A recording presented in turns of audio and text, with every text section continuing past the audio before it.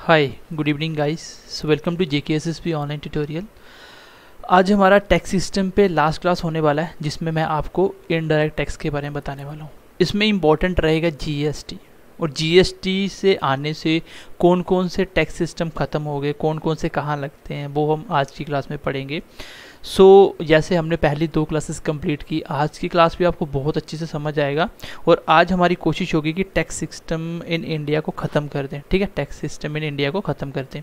तो चलिए आज की क्लास को स्टार्ट करते हैं। मैं पिछली क्लास का रिकैप नहीं ले रहा हूँ, क्योंकि मैंने दोनों का बार बार रिकैप लेके आपको समझा दिया है। अब आप उसको एक बार पढ़ के फिर इस क्लास को देखना। ठीक है, चलिए ठीक है, तो क्लास को स्टार्ट कर देते हैं एक बार। तो आज हम जो पढ़ने वाले हैं वो हम पढ़ेंगे इनडायरेक्ट टैक्स के ऊपर। और जैसे कि मैंने आपको बताया था कौन कौन से टैक्स होते हैं, सेल टैक्स, वैट टैक्स वगैरह सब कुछ मैंने बताया था, एक एक करके हम डिस्कस करेंगे। चलिए एक छोटी सी एग्जांपल से आपको मैं टैक्स प्रैक्टिकल समझाने की कोशिश करता हूँ। ठीक है, ये है आपकी, मान लीजिए एक फैक्ट्री है इंडिया के अंदर। ये प्रोडक्शन का काम करती है, मान लीजिए, और है कहाँ पे, इंडिया के अंदर है। अब मैं टैक्स का टाइप समझाने वाला हूँ, इनडायरेक्ट टैक्स कैसे लगते हैं। इस कंपनी ने एक मार्कर बनाया, मान लीजिए 100 रुपीज़ का एक मार्कर बनाया।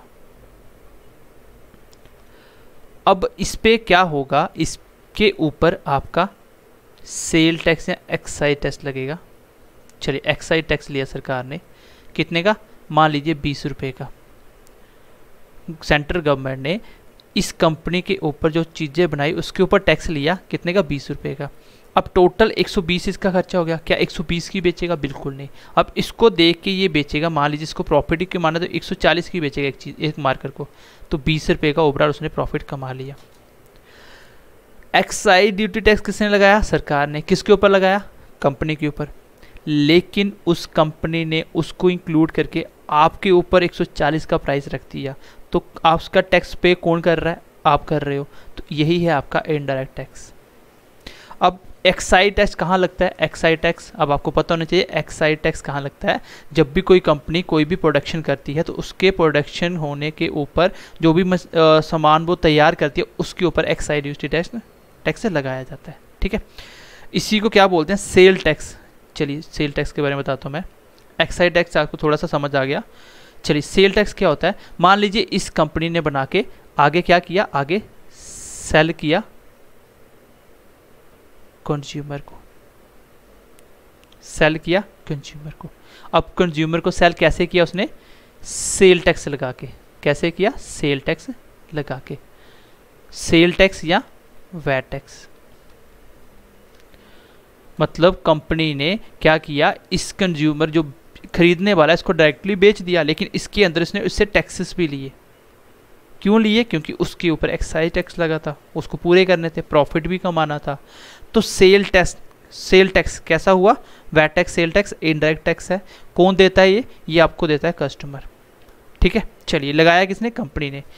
उसके बाद देखिए, मान लीजिए यही सामान आपका जो तैयार हुआ, ठीक है, मान लीजिए ये जो सामान आपने तैयार किया, ठीक है, अब इस प्रोडक्ट को, ये बना आपका, मान लीजिए राजस्थान में बना। ठीक है, कहाँ बना? राजस्थान में। इस प्रोडक्ट को आगे पास किया JNK में, जम्मू कश्मीर में। अब बीच में एक स्टेट से दूसरे स्टेट में जाने के लिए जो सेल टैक्स लगेगा, सेल करने का टैक्स लगेगा, वो लगाएगी आपकी सेंट्रल गवर्नमेंट। सेंट्रल गवर्नमेंट यहाँ पे टैक्स लेगी। ठीक है, कब लेगी? जब एक स्टेट से दूसरे स्टेट के पास चीज़ों का डिलीवर होगा, तब आपको सेल टैक्स देना पड़ेगा, सेंट्रल गवर्नमेंट देगी। जैसे ही ये आगे कंज्यूमर को बेचेगा तो भी सेल टैक्स लगेगा, सो भी सेल टैक्स लगेगा। अब मान लीजिए यही प्रोडक्ट बना था कहाँ पे? यूके के अंदर, और यहाँ पे आया कहाँ? इंडिया में। अब इंडिया में कहीं भी जाएगा तो सेल टैक्स लगेगा, सेंट्रल गवर्नमेंट लेगी। लेकिन यूके से इंडिया आने के लिए बीच में इनको टैक्स पे करना पड़ेगा सेंट्रल गवर्नमेंट को, कस्टम ड्यूटी जिसको बोलते हैं, कस्टम टैक्स। कस्टम टैक्स थोड़ा सा आइडिया समझ आया? सबसे पहले कंपनी ने प्रोडक्ट बनाया, उस प्रोडक्ट के ऊपर उसको क्या देना पड़ेगा? एक्साइज ड्यूटी देनी पड़ेगी। जैसे उसने प्रोडक्ट को बेचा तो उसने क्या किया, सेल टैक्स लगा दिया कंज्यूमर के ऊपर, और ये ओवरऑल सारे के सारे टैक्स किसको पे करने हैं, कंज्यूमर को ही करने हैं, ठीक है। तो उसके बाद क्या हुआ, जैसे ही एक स्टेट से दूसरी स्टेट में ट्रांसफर हुआ तो भी सेल टैक्स लग गया, सेंट्रल गवर्नमेंट लगा दिया। अगर इंपोर्ट एक्सपोर्ट हो रहा है, बाहर की कंट्री प्रोडक्ट लेके आ रही है, तो उनको भी कस्टम टैक्स देना पड़ेगा। मान लीजिए 10 लाख की गाड़ी है, 10 लाख का टैक्स पड़ा, 20 लाख की होगी तो वो कितने की देगा आपको, 20 लाख से 25 लाख की देगा वो। तो बेसिकली सब कुछ आपको ही चुकाना है, लेकिन ये टैक्स कहाँ कहाँ कैसे कैसे लगते हैं ये मैंने आपको एक रफली थोड़ा सा आइडिया दे दिया। अब हम जो इम्पोर्टेंट पढ़ने वाले हैं वो हम पढ़ने वाले हैं जीएसटी। क्या पढ़ने वाले हैं, जीएसटी, और क्वेश्चन भी यही से पूछे जाते हैं, क्वेश्चन भी यही से पूछे जाएंगे। और हमने जितने भी टैक्स पढ़े अभी, ये सारे कौन से हैं, ये इनडायरेक्ट हैं। ये कैसे टैक्स है, इनडायरेक्ट है। इनडायरेक्ट का फीचर मैं आपको पहले ही पढ़ा चुका हूँ, क्या क्या होते हैं, किसके ऊपर इसका बर्डन ट्रांसफ़र किया जा सकता है, नहीं किया जा सकता, कौन कलेक्ट करता है, सब कुछ मैं बता चुका हूँ। अभी हम लोग जीएसटी पढ़ने वाले हैं, उसको बहुत अच्छे तरीके से पढ़ेंगे, ठीक है। जीएसटी आपको बहुत अच्छे तरीके से पढ़ना है। चलिए मैं एक बार जीएसटी को स्टार्ट करता हूँ। सबसे पहला जीएसटी का पॉइंट लिखिए, ये कैसा टैक्स है, ये इनडायरेक्ट है। ऊपर वाले जो हमने पढ़े अभी भी, ये क्या है, इनडायरेक्ट टैक्स है। लेकिन जैसे ही जीएसटी आता है उसके बाद देखो कौन कौन से टैक्स खत्म कर दिए गए, कौन कौन से टैक्स खत्म हो गए। जो सेल टैक्स लगता था जगह जगह, वो सारे खत्म हो गए। सेल टैक्स के बाद आपको सर्विस टैक्स देना पड़ता था, सर्विस चार्जेस, वो भी खत्म हो गए, ठीक है। सर्विस चार्ज के बाद सेल के साथ साथ आप बोल सकते हो वैट टैक्स, ठीक है। इसके साथ साथ एक्साइज टैक्स। एक्साइज टैक्स कब देना पड़ता है, जब कोई भी मैन्युफैक्चरिंग होती है, ठीक है, एक्साइज टैक्स। उसके बाद आप लिख लीजिए एंटरटेनमेंट टैक्स। एंटरटेनमेंट टैक्स जब आप सिनेमा मूवी वगैरह देखने जाते हो तब आपको देना पड़ता है टिकट के ऊपर। देन उसके बाद आप लिख लीजिए ऑक्ट्राई टैक्स। ये ऑक्ट्राई टैक्स क्या होता है, ये ऑक्ट्राई टैक्स क्या होता है लिख लेना। जब आप कोई सामान को कमर्शियल पर्पस के लिए एक जगह से दूसरी सिटी में एंटर करते हो, तो वो उस सिटी में एंटर करने के लिए आपको उस सामान के ऊपर टैक्स देना पड़ेगा। जो अभी ये सब कुछ क्या हो गया, ये सब कुछ आफ्टर जीएसटी लगना बंद हो गए।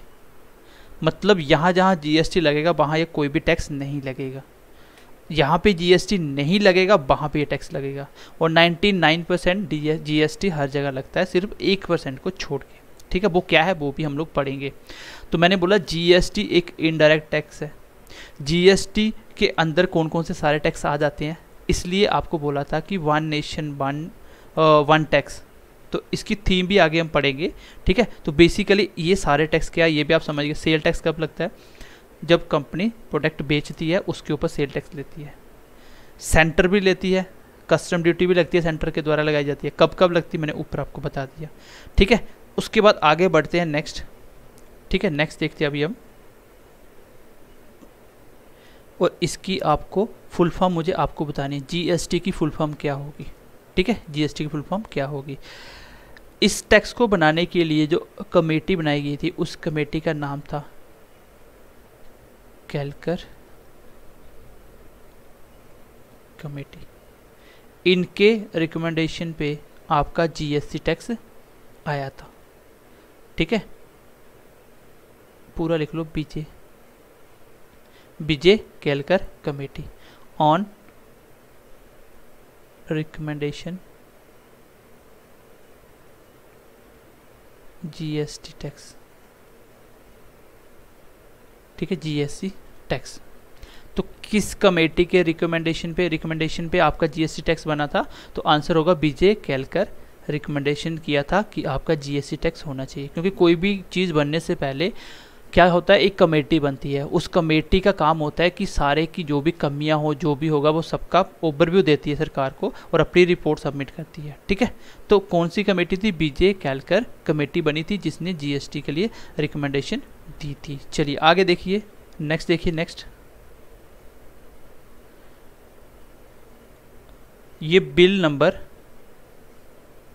122 बिल था। कौन सा था, 122 बिल था जो आपका आया था। देखो बिल 122 था, कंफ्यूज मत हो जाना। देखो बिल और अमेंडमेंट में फ़र्क होता है। ऐसा नहीं है कि जितने बिल सारे पास हो जाए। और अमेंडमेंट कौन सी हुई थी? वो हुई थी 101। कौन सी हुई थी? 101, जिसके अंदर जीएसटी आया था। जीएसटी आया था। बिल जो पेश करना होता है, वो बिल ऐसा जरूरी नहीं कि हर बार पास हो जाए। इसका मतलब पहले इसके 122 बिल सरकार ने रखे, 121 में से सिर्फ 121 में से 100 ही पास हुआ था, और जो 122 में वो भी पास हो गया, जिसमें 101 अमेंडमेंट हुई। और बिल नंबर कौन सा था? 122। इसको याद रखना है, क्वेश्चन एग्जाम में पूछा जाता है कंफ्यूज करने के लिए, और बच्चों ने ये याद किया होता है कि 101 इसका अमेंडमेंट होता है। ठीक है, ये यहाँ पे बिल का नंबर पूछ रहे हैं। सबसे पहले इसको राज्यसभा में पास किया गया, बिल कहीं भी आए कोई फ़र्क नहीं पड़ता। ठीक है, राज्यसभा में पास किया गया। ठीक है, राज्यसभा में पास किया गया। राज्यसभा में कब? 3 अगस्त 2016 के अंदर। ठीक है, फिर उसके बाद ये बिल लोकसभा में पास हुआ। लोकसभा में कब? 8 अगस्त 2016। उसके बाद बिल को जाना था प्रेसिडेंट के पास, और उसमें कंडीशन ये थी कि कुछ स्टेट का भी साथ में एग्रीमेंट होना ज़रूरी है। अगर कुछ स्टेट इसको फॉलो करती है तो हम इसको लागू करेंगे। तो उसमें जो सबसे पहली स्टेट आई थी, फर्स्ट स्टेट, ठीक है, जिसने एग्रीमेंट दिया था वो कौन थी? असम थी। सबसे पहली स्टेट जिसने साइन किया था वो कौन सी थी? असम थी। ठीक है, और देन फाइनली आपका 1 जुलाई 2017 में ये एप्लीकेबल हो गया। तो इसको एप्लीकेबल कर दिया गया। एप्लीकेबल कर लो इसको, एप्लीकेबल। ठीक है, एप्लीकेबल कर दिया गया। 1 जुलाई 2017 से जीएसटी लगना स्टार्ट हो गया था। इसकी थीम क्या थी? इसकी थीम ये थी, आता एग्जाम में ये, 1 नेशन 1 टैक्स एंड 1 मार्केट। ये इसकी थीम थी। ठीक है, थीम भी आपको याद रखनी है, क्या है?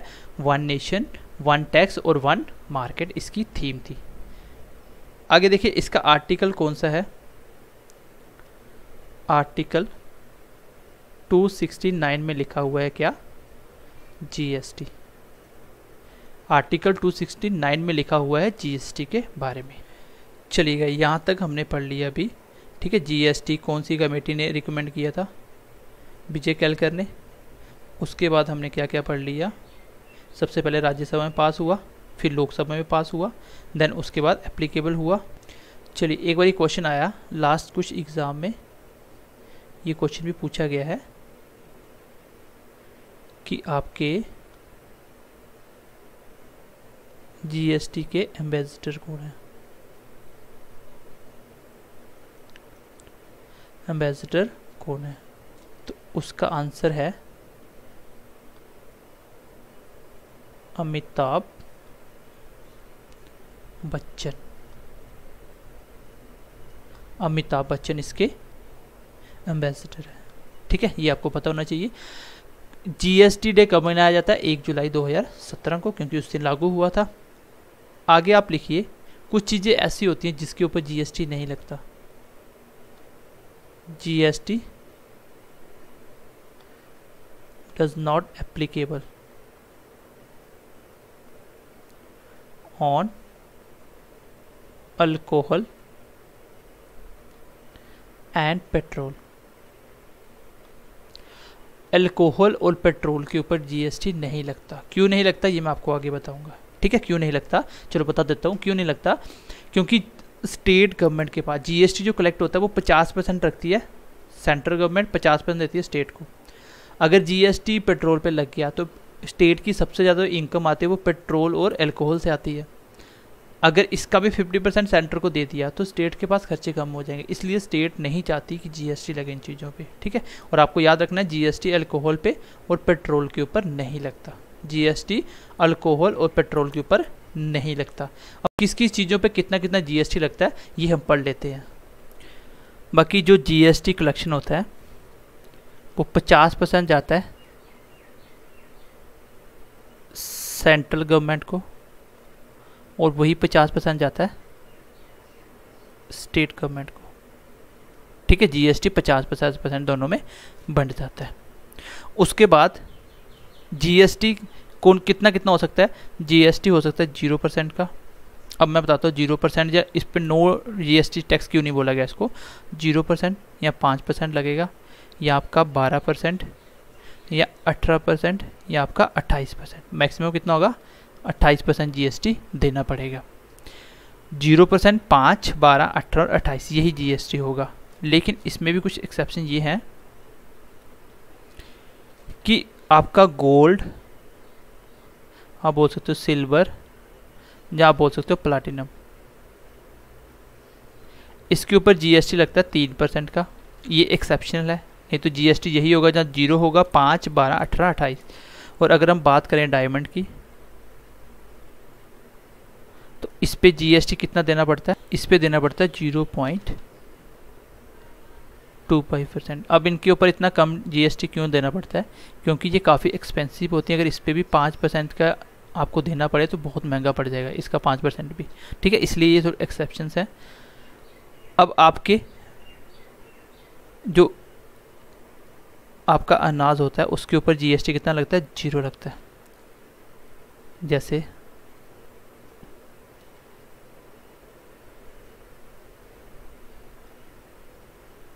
अगर आपको पूछे कि बताइए वीट, राइस या पल्सेस के ऊपर जीएसटी कितना लगता है, 0%। देखो जीएसटी 0% का भी अपना मतलब है। अगर मैं बोलूँ कि जीएसटी 0%, अब मैं पेट्रोल के ऊपर क्या बोल रहा हूँ कि उस पर जीएसटी नहीं लगता, उसको फिर 0% क्यों नहीं बोला। देखो 0% का मतलब है कि ये जो चीज़ें हैं वो जीएसटी के अंदर तो आती हैं, जीएसटी के अंदर तो आती हैं, लेकिन जीएसटी 0% देना पड़ेगा। मतलब इसके ऊपर बाकी कोई टैक्स नहीं लगेगा। अगर जीएसटी नहीं होता, if no GST,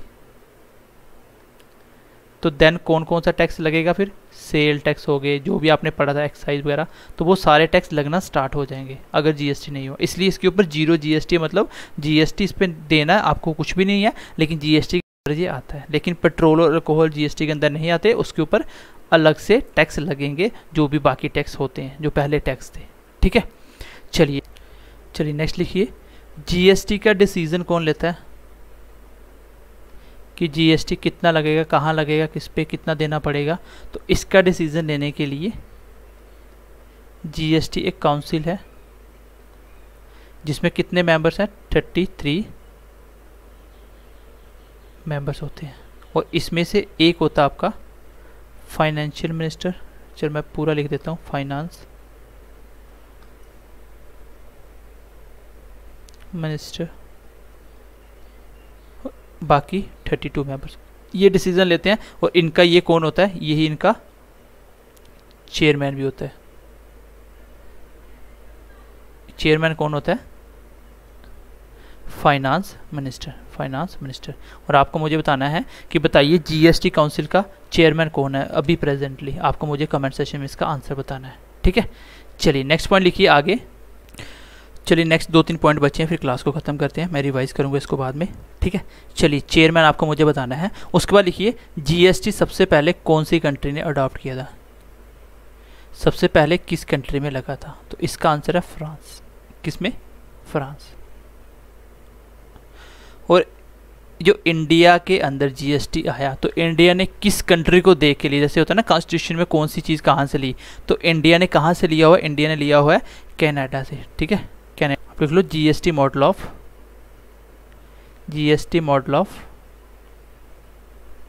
India.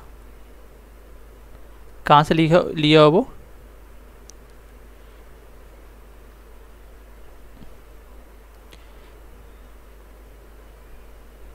Canadian, ठीक है। कहाँ से लिया हुआ है, कनाडा कंट्री से लिया हुआ है इंडिया ने। चलिए नेक्स्ट लिखिए आप,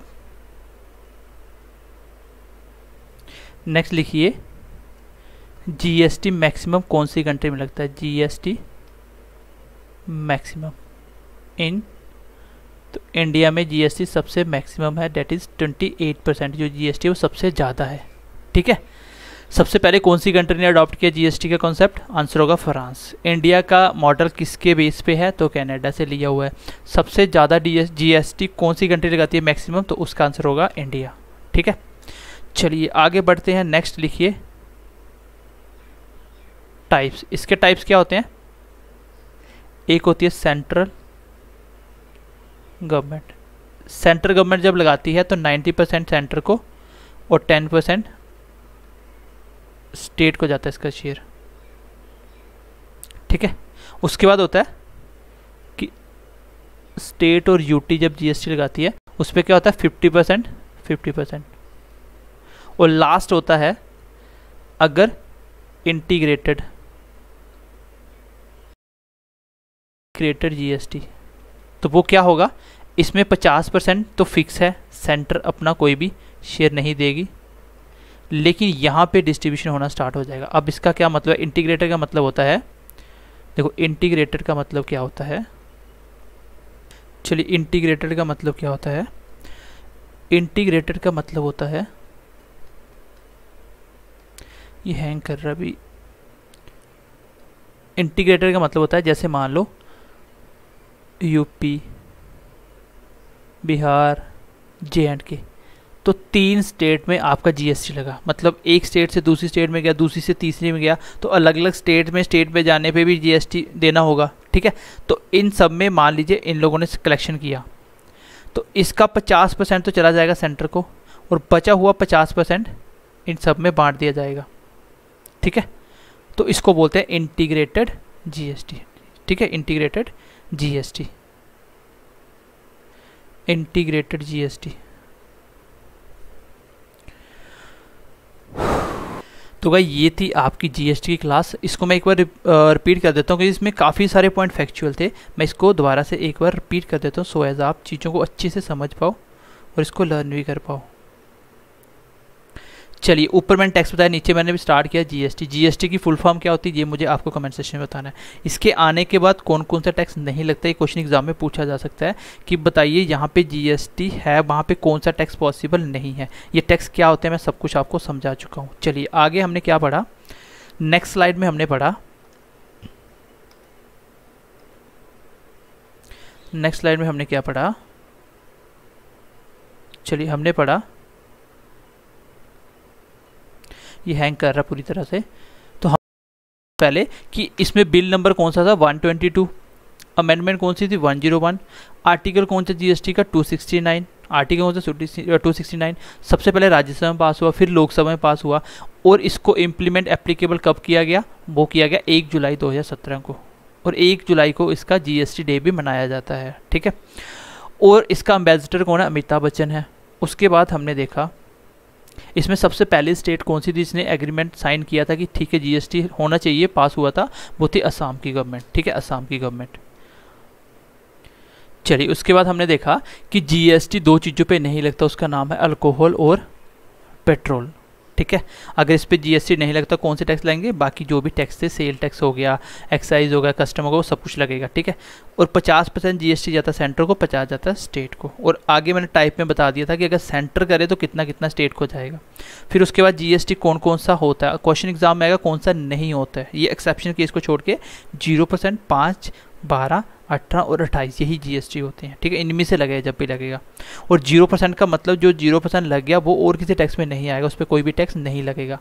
ये क्वेश्चन एग्जाम में आता है कि गोल्ड पे जीएसटी कितना लगता है, 3% लगता है, एक्सेप्शन केस है। डायमंड पे 0.25%। ठीक है, क्यों लगता है ये भी मैंने आपको बता दिया। चलिए नेक्स्ट हमने क्या सीखा,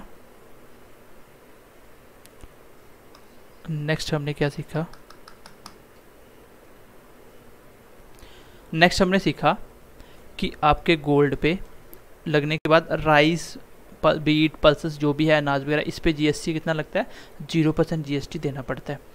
अगर 0% का मतलब जीएसटी अगर नहीं लगा तो बाकी टैक्स लगेंगे, 0% लग गया मतलब बाकी टैक्स इस पे नहीं लगेंगे। जीएसटी का डिसीजन कौन लेता है, जीएसटी काउंसिल लेती है। जीएसटी काउंसिल में कितने मेंबर होते हैं, 33। उसमें हेड कौन होता है, आपका हेड होता है फाइनेंस मिनिस्टर। ठीक है, फाइनेंस मिनिस्टर। आपको इसका चेयरमैन कौन है वो मुझे आपको अभी बताना है। एंड नेक्स्ट उसके बाद जीएसटी सबसे पहले कौन सी कंट्री ने लगाया, फ्रांस ने लगाया। इंडिया का जीएसटी कहाँ से लिया हुआ है, कनाडा से लिया हुआ है। इंडिया का। उसके बाद जीएसटी मैक्सिमम कहाँ, इंडिया में है। इसके मैंने टाइप आगे बताया, ये मैंने आपको बता दिया। अब आपको मुझे कमेंट सेक्शन में बिना देखे बताना है, क्लास को पीछे करके नहीं देखना है, बिना देखे कॉपी बताना है। बताइए कौन सी कमेटी ने रिकमेंड किया था जीएसटी, रिकमेंडेशन किसने दी थी जीएसटी के लिए, उसका आंसर मुझे आपको कमेंट सेक्शन में लिख के बताना है। तो आई होप जीएसटी आपको अब समझ आ गया होगा कि जीएसटी कौन कौन सा होता है, कहाँ लगता है, कहाँ नहीं लगता। मैंने जितने भी इसके फैक्चुअल पॉइंट थे वो भी मैंने आपको सारे बता दिए। अब आप कोई भी बुक उठाइए, उसके टैक्स सिस्टम के क्वेश्चन उठाइए, आप मैक्सिमम क्वेश्चन कर पाओगे। ठीक है, चलिए बाकी अपने दोस्तों के साथ ज़्यादा से ज़्यादा शेयर कीजिए। बाकी मिलते हैं अगली क्लास में एक न्यू टॉपिक के साथ। तब तक के लिए ध्यान रखिए अपना। Bye bye, take care and God bless you.